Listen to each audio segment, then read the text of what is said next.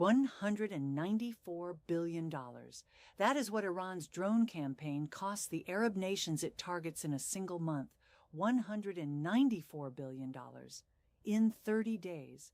Fired at Gulf states that had been spending the previous decade carefully hedging their alliances, diversifying their security partnerships, and quietly drifting toward Beijing and Moscow as alternatives to a United States they no longer fully trusted.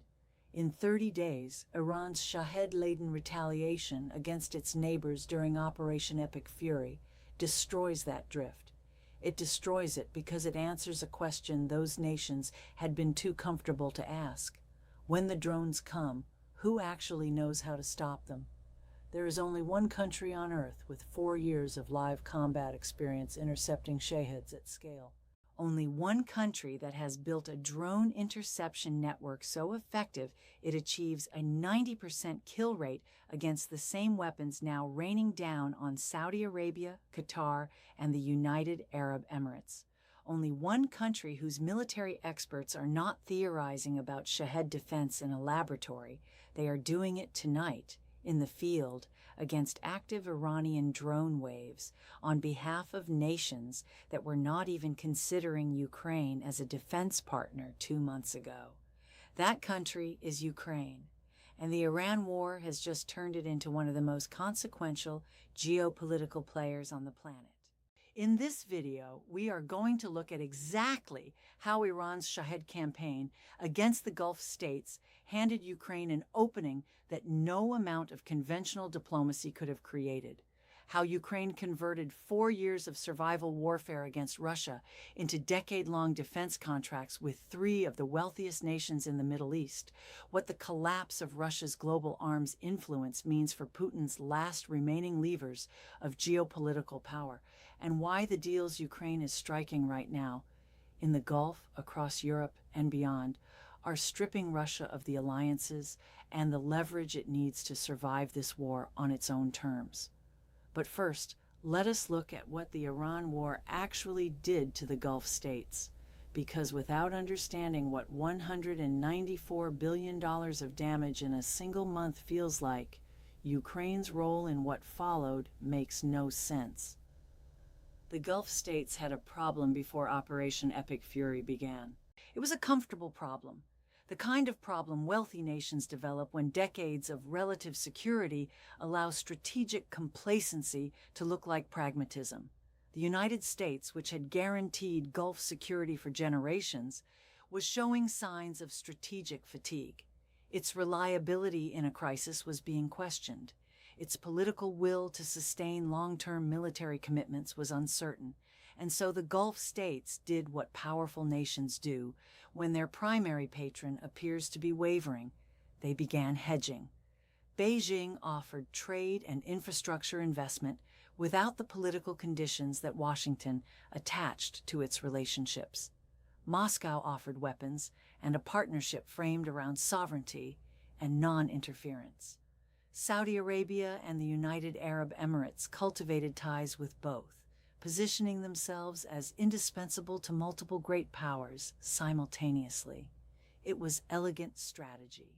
It was also built on an assumption that Iran, for all its hostility, would not turn its drone arsenal directly against its Gulf neighbors at a scale and intensity that made the question of who could stop the Shaheds into an existential one. Operation Epic Fury breaks that assumption in the first week. Iran's response to the American-led operation is a Shahed campaign of a kind the Gulf states have not faced before. Drone waves aimed at energy infrastructure, ports, financial centers, and military installations across the Arabian Peninsula. The economic damage reaches $194 billion in the first month alone. This is not a harassment campaign or a demonstration of capability.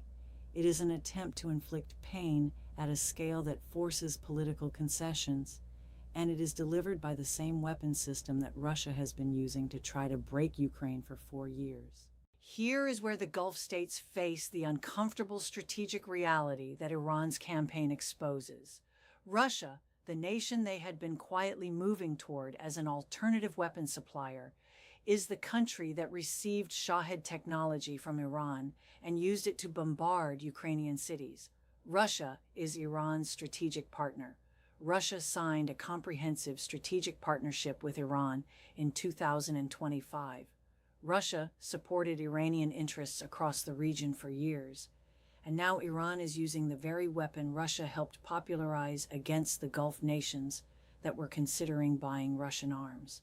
The question that the Gulf states could not avoid: how do you trust a weapons supplier that is aligned with the nation attacking you? They cannot. And in the space that question opens, Ukraine steps through the door.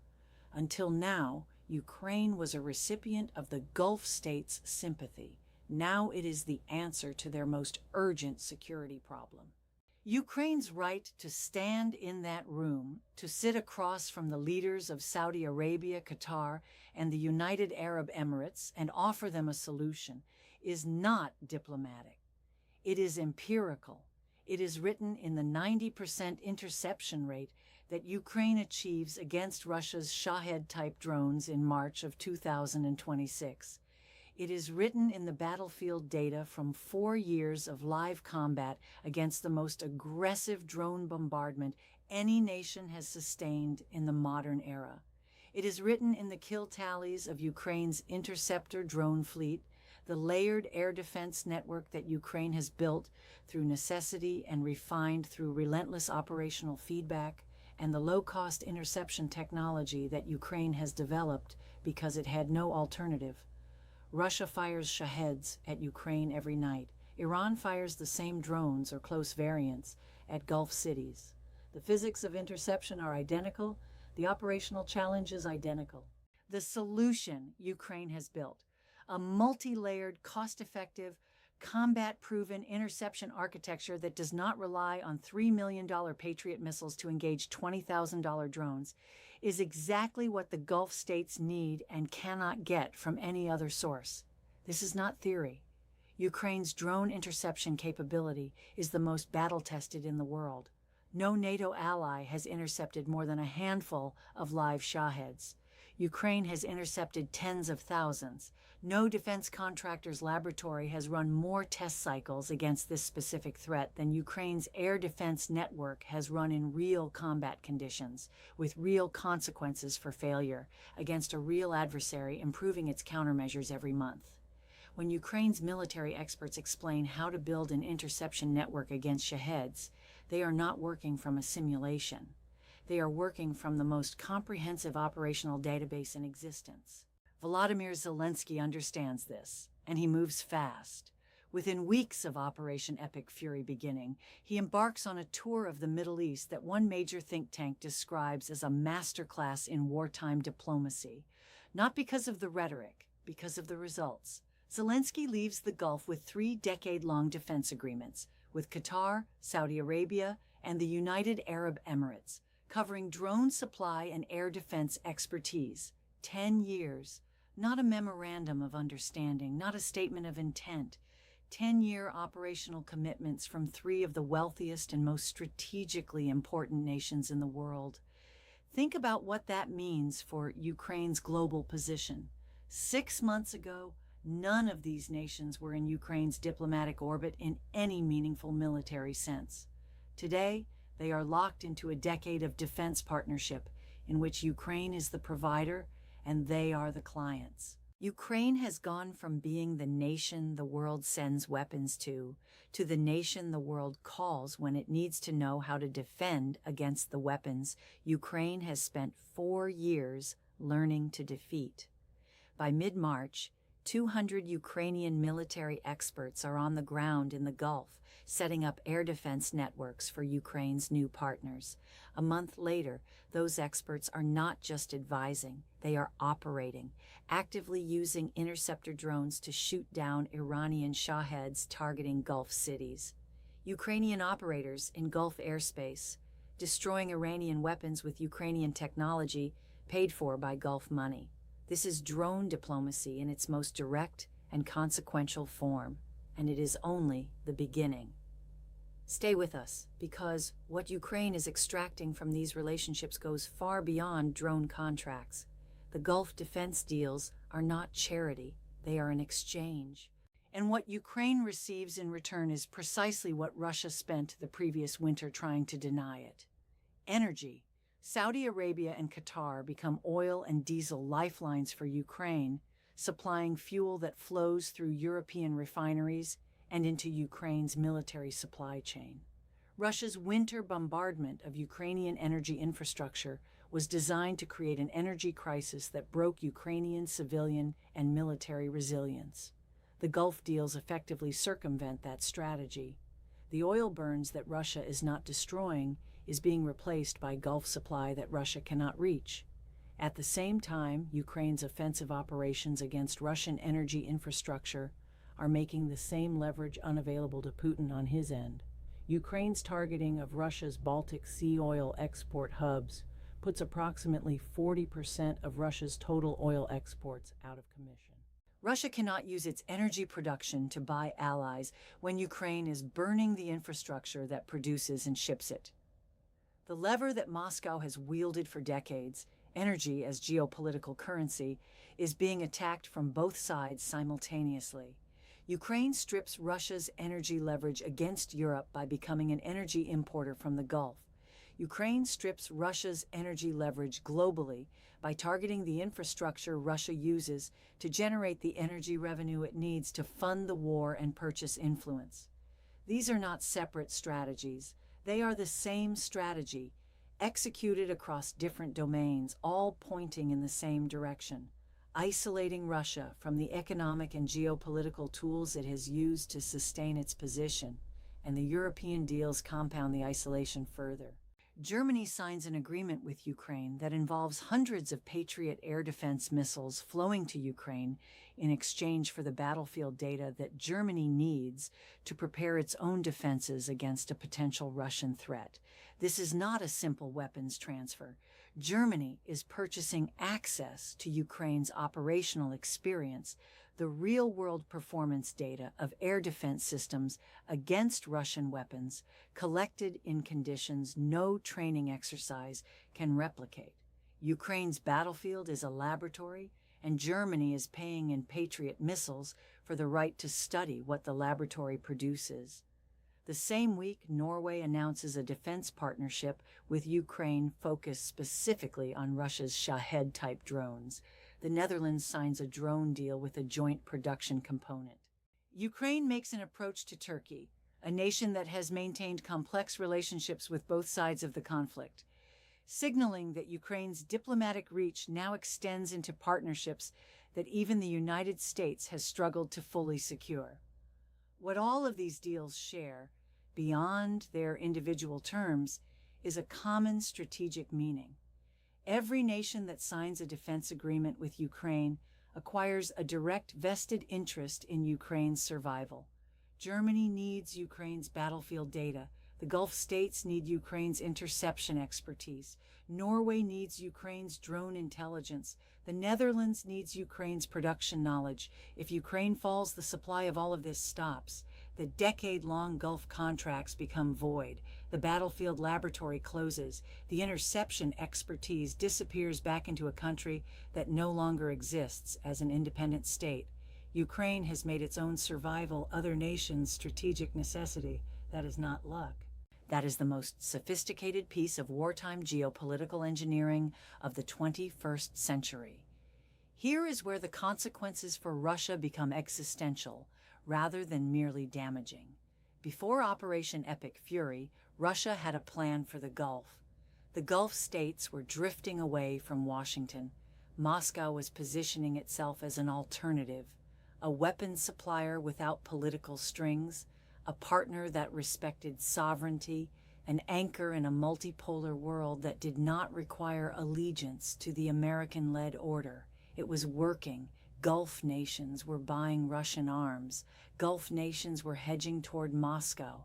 Putin's investment in Iran, his strategic partnership with Tehran, his support for Iranian interests across the region, all of it was designed to build a network of influence that would eventually allow Russia to supplant American dominance in the Middle East. Iran's Shahed campaign destroys all of it in a month. The Gulf nations that were moving toward Russia are now watching Iran, Russia's strategic partner, the country Putin signed a comprehensive partnership with barely a year ago, fire the same drones at their cities that Russia has been firing at Ukraine. The question writes itself. If Russia is aligned with Iran and Iran is attacking us, what does it mean to be aligned with Russia? It means being aligned with the nation whose weapons are destroying Gulf infrastructure. It means being aligned with the nation whose drones are costing the Gulf $194 billion a month. It means accepting as a condition of partnership with Moscow, complicity with the threat that Moscow's partnership with Tehran has enabled. No Gulf nation accepts that calculation, and the drift toward Russia stops, not gradually, not diplomatically, but in the first wave of Iranian Shaheds that Russia's partnership with Iran made possible. The damage to Russia's global arms business follows the geopolitical collapse. Russian arms exports have already dropped 64% over the previous 5 years, even before the Iran war accelerates the decline. The European Union's member states combined are now selling 4 times as many weapons as Russia in the same period. The military that Russia has used for decades as its primary instrument of geopolitical influence, the weapon exports that bought allies, the arms deals that created dependencies, the partnership agreements that gave Russia leverage in distant conflicts, is being exposed in Ukraine as less effective than advertised against a smaller and less resourced opponent. And the exposure is total. Every nation considering a Russian arms purchase can observe in real time how Russian weapons perform against Western and Ukrainian-made alternatives. The results are not encouraging for the salesman. Russia has burned through 1.3 million soldiers in Ukraine. It has lost tens of thousands of armored vehicles, artillery systems, and aircraft. It is the customer, not the supplier, of North Korean ammunition. It has recruited soldiers from the most economically desperate populations it could find and sent them into Ukrainian kill zones at 35,000 casualties per month. This is the military that Russia is trying to sell. The market has noticed. The leverage that Putin counted on for peace negotiations is evaporating in real time. Putin's negotiating position has always rested on a version of the same threat. Ukraine is losing. The West is tiring. The pressure will eventually force Kyiv to accept Russian terms. It is a narrative that requires the world to believe Ukraine is weak, isolated, and running out of options. Every development since Operation Epic Fury began directly contradicts each of those claims. Ukraine is weak? The country that Gulf states are paying for a decade of defense expertise is not weak. The country that Germany is giving Patriot missiles to in exchange for battlefield data is not weak. The country that Norway, the Netherlands, and Turkey are seeking drone partnerships with is not the weakling that Putin's negotiators describe. Ukraine has become indispensable to more nations simultaneously than at any point in its history. The negotiating table that Putin expects to dominate now has partners on Ukraine's side who have direct financial and strategic interests in Ukraine remaining standing. Ukraine is isolated. 3 Gulf states with combined sovereign wealth funds measured in the trillions are now decade-long defense partners. Every major European military power has signed bilateral agreements. The NATO alliance is supplying Ukraine's air defense with its most advanced systems. This is not isolation. This is the deepest web of interdependency that any nation fighting a larger adversary has ever constructed. Ukraine is running out of options. Ukraine's options are multiplying. Its drone production scales. Its interception rates improve. Its battlefield territory recovers. Roughly 10% of what Russia took in 2025 has already been reclaimed. Its oil supply is secured through Gulf partnerships that Russia cannot threaten. Its battlefield data is so valuable that Germany trades hundreds of the world's most advanced air defense missiles for access to it. Putin built his geopolitical strategy around a Ukraine that the world needed to rescue. He is now negotiating with a Ukraine that the world needs to keep alive because the world depends on what Ukraine produces. Russia planned for a world where it was the indispensable partner in the Middle East, the dominant arms exporter to the developing world, and the nation whose alignment determined whether smaller states survived or fell. Iran's Shahed campaign, delivered with Russian blessing and Russian-licensed technology against Russian-courted Gulf partners, has dismantled every piece of that architecture in a single month. $194 billion. That is what Russia's strategic miscalculation cost the Gulf states in 30 days, and Ukraine collected the debt. If you found value in this, subscribe so you do not miss what comes next.